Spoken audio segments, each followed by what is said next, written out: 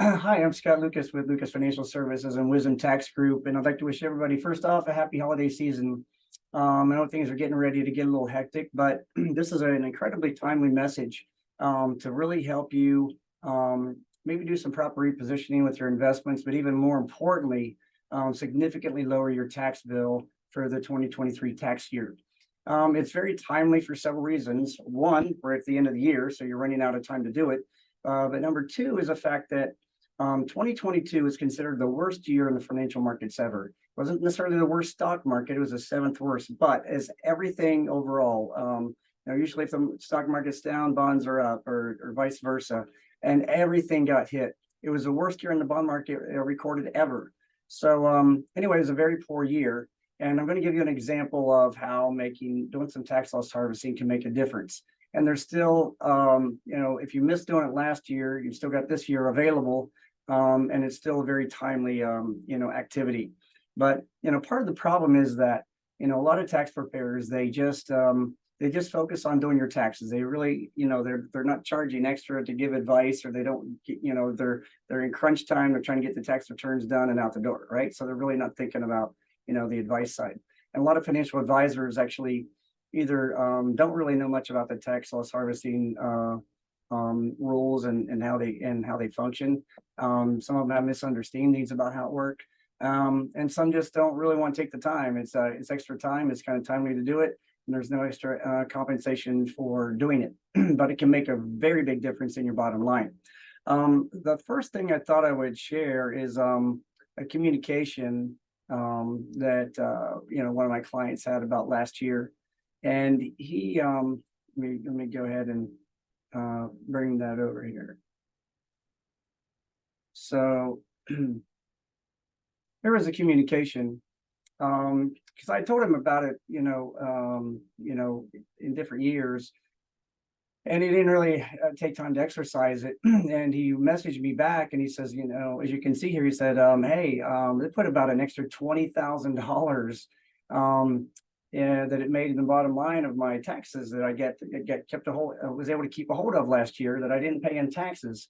And anyway, there's a misconception that you can only benefit with a $3,000 deduction. Well, that's not it at all. It's a net 3,000, but it can wipe out in a positive way for tax season a lot of positive gains that you might have. And I will give you an example here in a moment. But anyway, he was just thankful that we did it, and it made a big difference. It saved him an extra $20,000 for the year. So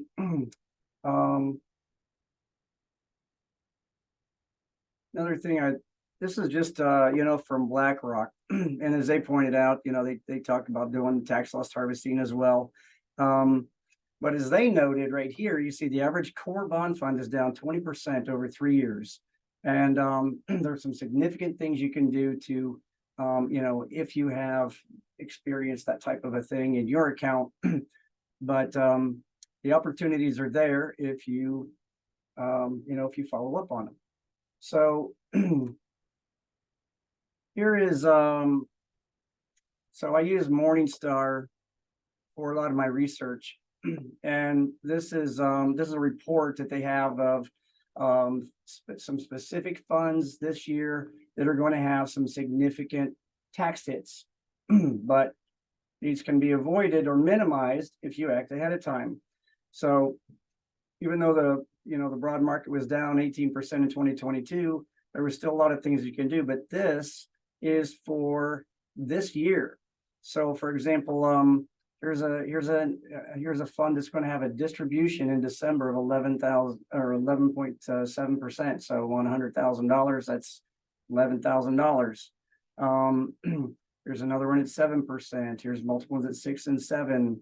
But let me scroll down to one that I found the most amusing. Here's a real estate fund of 24%. Let's see where to go.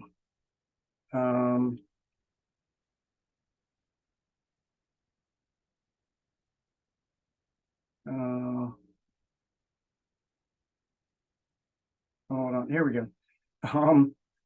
JP Morgan, and the name of the fund is the Tax Aware Equity Fund. So I find this absolutely amusing. it's going to have an estimated distribution of 21.4%. So, Jen, I just used 100,000 for the example. If you had a 21% distribution, that means $21,000 of capital gains distributions on your tax bill for the 2023 tax year.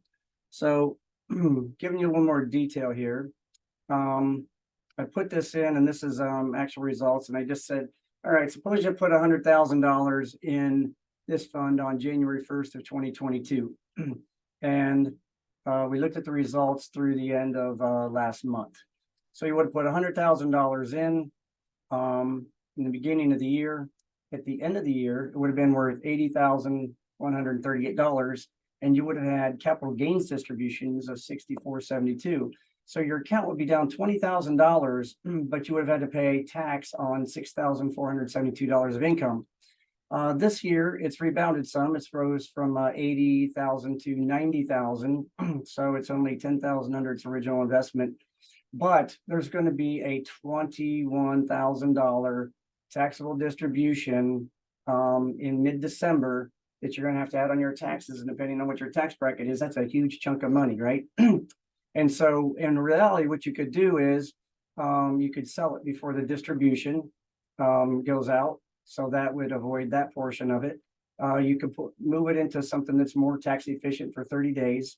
Take a tax deduction for $10,000 instead of a $21,000 gain. That's a swing, or you can take a deduction of the full $10,000 in this year, but you could take a $3,000 deduction this year, carry the rest of it forward instead of having a $21,000